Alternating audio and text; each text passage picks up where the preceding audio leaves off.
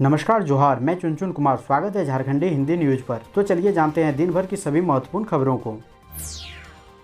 आज की पहली और बड़ी खबर, जंगल में पेड़ से लटकती मिली बीजेपी नेता की बेटी की लाश, अपराधियों ने फोड़ डाली है आंख। झारखंड के पलामू जिले में बीजेपी नेता की नाबालिग बेटी की अपराधियों ने हत्या कर दी। घटना जिले के पांकी प्रखंड की है, जहां बुधवार की सुबह लाली माटी जंगल में छात्रा का शव पेड़ से लटकता देख इलाके के लोग सकते में आ गए। लोगों ने घटना की सूचना पुलिस को दी, जिसके बाद पुलिस मौके पर पहुंची। शव की पहचान पांकी थाना क्षेत्र निवासी बीजेपी नेता की 16 साल की बेटी के रूप में की गई है। वह 10वीं की छात्रा थी। छात्रा के दाहिने आंख पर गहरे चोट के निशान मिले हैं, ऐसी आशंका जताई जा रही है। कहीं और हत्या कर अपराधियों ने शव को जंगल में पेड़ से लटका दिया है। पुलिस ने हत्या मामले में शक के आधार पर उसी गांव के एक युवक प्रदीप कुमार उर्फ मुन्नी को हिरासत में ले लिया है। दरअसल मृतका के पास से एक मोबाइल बरामद हुआ है। मोबाइल पर आखिरी कॉल प्रदीप का ही था। ऐसे में पुलिस उसे हिरासत में लेकर पूछताछ कर रही है। पूछताछ के दौरान पूरे मामले के खुलासे की संभावना है। इस पूरे मामले में पलामू एसपी संजीव कुमार ने कहा कि मामले की हर एंगल से जांच की जा रही है। पोस्टमार्टम रिपोर्ट आने के बाद खुलासा होगा कि किन परिस्थितियों में हत्या की गई है।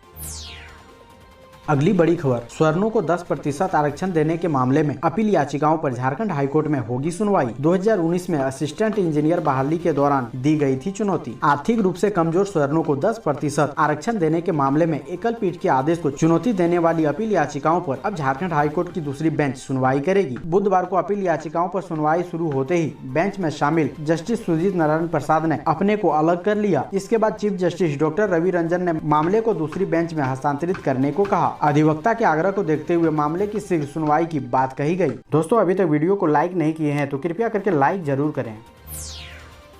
अगली बड़ी खबर, शिक्षा मंत्री के लिए राज्य से जाएगी डॉक्टरों की टीम। सूबे के शिक्षा मंत्री जगन्नाथ महतो चेन्नई के एमजीएम अस्पताल में इलाजरत हैं। उनका स्वास्थ्य स्थिर है। बहुत जल्द उनके झारखंड लौटने की संभावना जताई जा रही है। झारखंड सरकार ने तो यहां तक घोषणा कर दी है कि राज्य से 2 सदस्यीय चिकित्सकों की टीम चेन्नई मंत्री को लाने जाएंगे। रिम्स सूत्रों के अनुसार इस टीम में रिम्स की क्रिटिकल केयर यूनिट के विभागाध्यक्ष डॉक्टर पी भट्टाचार्य और रिम्स के ही छाती रोग विशेषज्ञ या मेडिसिन के विशेषज्ञ को शामिल करने को कहा गया है। यह टीम चार्टर्ड विमान से चेन्नई जाएगी और वहां मंत्री के स्वास्थ्य की जांच कर उन्हें शीघ्र वापस लाएगी। अगली बड़ी खबर, शिक्षक रोस्टर के अनुसार आएंगे स्कूल, निपटाएंगे कई काम। सभी सरकारी स्कूलों के शिक्षकों को अब रोस्टर के अनुसार स्कूल आना होगा। स्कूली शिक्षा एवं साक्षरता विभाग के सचिव ने सभी जिला शिक्षा पदाधिकारियों और जिला शिक्षा अधीक्षकों को इसके लिए निर्देश देने को कहा है। वे बुधवार को पदाधिकारी के साथ वर्चुअल बैठक कर रहे थे। शिक्षा सचिव ने कहा कि शिक्षक स्कूल आकर UDIS+ में अपने स्कूल से संबंधित डाटा अपडेट करेंगे। उन्होंने किताब वितरण का भी डाटा ई-विद्या वाहिनी पोर्टल पर अपलोड करने के निर्देश दिए हैं। जिन बच्चों को किताबें नहीं मिल पाई है, उन्हें अविलंब उनके घर जाकर उपलब्ध कराने को कहा है। अगली बड़ी खबर, 68 दिनों बाद रांची में कोरोना से कोई मौत नहीं। राज्य में एक्टिव केस 5000 के नीचे। राजधानी रांची में 68 दिन बाद बुधवार को कोरोना से कोई मौत नहीं हुई। इससे पहले 2 अप्रैल को किसी कोरोना संक्रमित की मौत नहीं हुई थी। 2 अप्रैल को राज्य में एक्टिव केस की संख्या 3908 और कुल मौतें 1115 थी। इसके बाद कोरोना की दूसरी लहर आई, तब रोजाना संक्रमितों के मौत होने की सूचना मिलने लगी। दूसरी ओर बुधवार को राज्य में कोरोना के 302 नए संक्रमित मिले और 615 लोग ठीक हो गए। इससे राज्य में एक्टिव केस की संख्या भी 5000 के नीचे यानी 4783 रह गई है। बुधवार को राज्य में कुल 40,265 सैंपल की जांच हुई। इसमें 39,963 की रिपोर्ट नेगेटिव आई। अगली बड़ी खबर, कोरोना से मृतकों के आश्रितों को आउटसोर्सिंग कंपनी में रोजगार। धनबाद जिला प्रशासन तैयार कर रहा प्लान। कोरोना की दूसरी लहर में कोरोना से प्रभावित परिवारों की मदद के लिए राज्य सरकार की तरफ से संबल साथी का वितरण किया जा रहा है। जिला प्रशासन ने अब तक 150 प्रभावित परिवारों को संबल किट प्रदान कर चुकी है। अब प्रशासन ऐसे परिवार के लोगों के लिए रोजगार का भी अवसर तलाश रही है। कोरोना से मारे गए लोगों के आश्रितों को जिले के कोयला खनन में लगी आउटसोर्सिंग कंपनियों में रोजगार दिलाने का भी प्लान है। इसकी रिपोर्ट तैयार हो रही है। उमाशंकर सिंह स्वयं इस मामले की निगरानी कर रहे हैं। वहीं 13 मई से ही जिले में संबल किट वितरण अभियान चलाया जा रहा है। जिला आपूर्ति पदाधिकारी भोगेंद्र ठाकुर ने बताया कि योजना को और आगे बढ़ाना है। कोरोना संक्रमण की वजह से झारखंड के जेल में बंद 230 कैदी छोड़े जाएंगे जमानत पर। जाने किन लोगों को छोड़े जाने की मिली है अनुमति। कोरोना संक्रमण के विस्तार को रोकने के लिए सुप्रीम कोर्ट के आदेश के बाद राज्य के जेलों में बंद कैदियों को पैरोल जमानत या उपबंध जमानत पर छोड़ने की सहमति बनी थी। झालसा के कार्यकारी अध्यक्ष अपरेश कुमार सिंह की अध्यक्षता वाली उच्च स्तरीय कमेटी ने 18 मई को राज्य के जेलों से 7000 कैदियों को छोड़ने का निर्णय लिया था। इसके बाद बिरसा मुंडा केंद्रीय कारा में बंद 230 विचाराधीन कैदियों को 45 दिन के लिए जमानत को औपबंधिक जमानत पर छोड़ने की प्रक्रिया शुरू हुई है। प्रथम चरण में 20 बंदियों को छोड़ा गया है। यहाँ वैसे विचाराधीन बंदियों को छोड़ने की प्रक्रिया चल रही है जिन्हें 7 साल से कम की सजा मिली है। अगली बड़ी खबर, विश्वविद्यालय डिजिटल प्लेटफॉर्म से जुड़ेंगे यूनिवर्सिटी व कॉलेज। NISG को 4 माह के अंदर DPR तैयार करने का दिया निर्देश। राज्य के सभी विश्वविद्यालय व महाविद्यालय डिजिटल प्लेटफॉर्म से जुड़ेंगे। इसके लिए DPR बनाने की जिम्मेदारी national institute of smart government NISG को दी गई है। राज्य सरकार ने इसके लिए प्रारूप व DPR तैयार करने के लिए NISG को 68 लाख रुपए दिए हैं।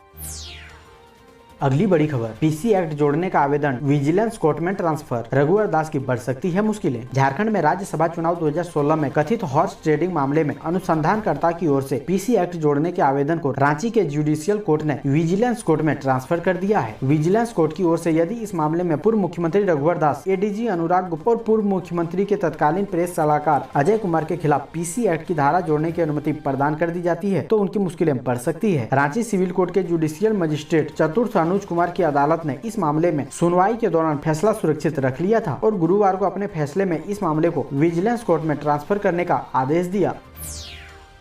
अगली बड़ी खबर, मानसून में डायरिया के खतरे को देखकर झारखंड के सभी अस्पतालों को किया गया अलर्ट। बच्चों के बीच बांटे जाएंगे 40 लाख ORS पैकेट। कोरोना की तीसरी लहर से पहले मानसून को देखते हुए बच्चों को डायरिया से बचाने की पहल स्वास्थ्य विभाग ने शुरू कर दी है। APHC व PHC से लेकर CHC व तमाम अस्पतालों को डायरिया को लेकर अलर्ट किया गया है। इसके तहत राज्य में बच्चों के लिए 40 लाख ORS के पैकेट बांटे जाएंगे। स्वास्थ्य विभाग IEC के नोडल पदाधिकारी सिद्धार्थ त्रिपाठी ने बताया कि विभाग द्वारा सभी संबंधित पदाधिकारियों को निर्देश दिया गया है। उन्होंने बताया कि मानसून से पहले 15 दिनों तक चलने वाले इस अभियान में सभी 5 वर्षों तक के बच्चों को ORS के पर्याप्त पैकेट और जिंक की सुविधा प्रदान करने के लिए निर्देश दिए गए हैं।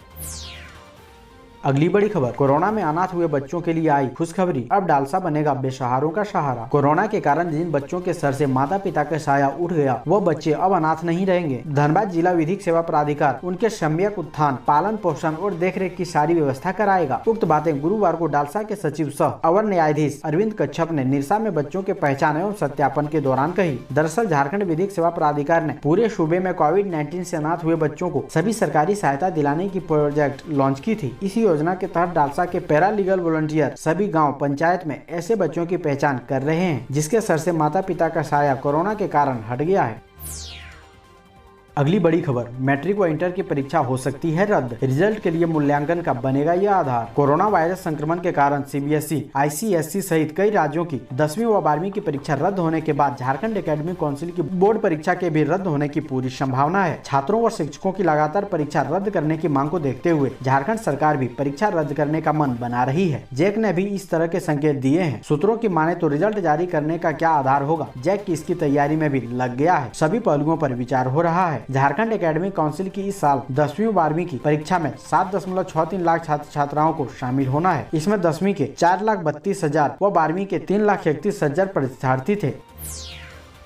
अगली बड़ी खबर, गुमला DS ने कर्मियों को चेताया, कहा समय से ड्यूटी आए नहीं तो होगी कार्रवाई। गुमला सदर अस्पताल में OPD संचालन व्यवस्था में कर्मियों के समय से उपस्थित नहीं होने पर DS डॉक्टर आनंद किशोर उरांव काफी गंभीर नजर आए। DS प्रतिदिन सुबह 8 बजे अस्पताल अपनी ड्यूटी से निर्धारित समय से पहुंचकर सफाई सहित अन्य व्यवस्थाओं का जायजा लिया। उन्होंने पाया कि सदर अस्पताल कर्मी, वार्ड की नर्सें, pathology lab technician, x ray technician, प्रधान लिपिक सहित चतुर्थ वर्गीय कर्मी भी अपनी ड्यूटी पर समय से नहीं पहुँचते हैं। वे दिन के 11 बजे तक पहुंचते हैं। इस पर DS ने कहा कि मैं कुछ दिनों से अस्पताल के सभी कर्मियों का मुआयना किया। सभी कर्मी निर्धारित समय पर नहीं आते हैं। वे 11 बजे तक अस्पताल पहुंच रहे हैं। बुधवार को मैंने कड़ी चेतावनी देते हुए पत्र प्रेषित किया।